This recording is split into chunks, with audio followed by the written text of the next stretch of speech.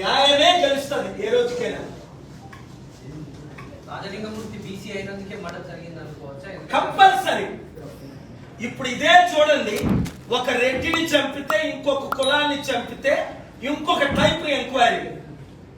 మన బీసీని చంపితే పట్టించుకున్నాడు లేడు. బానిస కానీ ఇప్పుడు ఆర్ కృష్ణ ఉన్నాడు, బీసీ బానిస అయిపోయాడు, టచ్ చేయరు.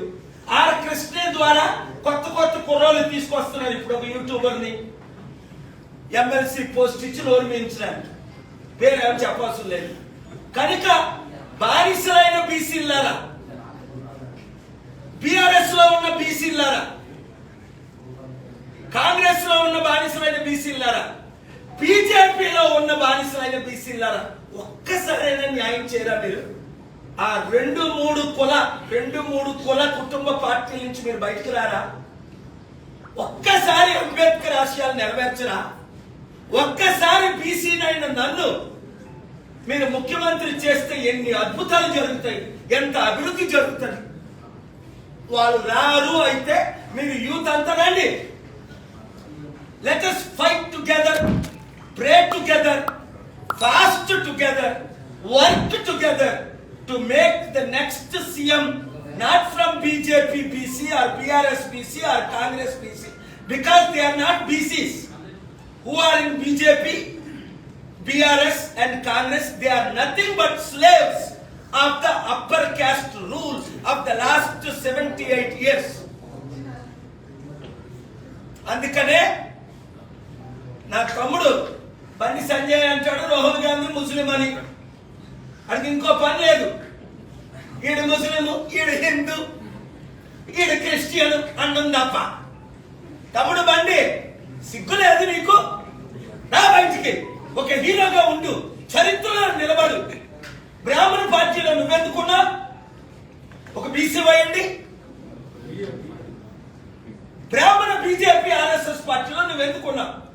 అరవింద్ నువ్వెందుకున్నా?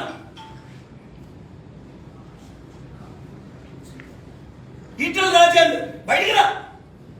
అరే నీకేం తక్కువరా? నేనంటే ఇంత గౌరవం. రెండు చేతులు జోడించి మీరు అందరూ నాకు నమస్కారాలు పెడతారు ఎక్కడ కనబడినా. మరి ఎందుకు మీకు భయం? అప్పుడంటే అమెరికాలో ఉన్నాను, రోజు మీకంటే ప్రతి గ్రామం, ప్రతి మండలం, ప్రతి నియోజకవర్గం 2 తెలుగు రాష్ట్రాలు తిరుగుతున్నాను కదా. సుప్రీం కోర్టు నుంచి గల్లీ కోర్టు వరకు మీకు ఫైట్ చేస్తున్నాను కదా.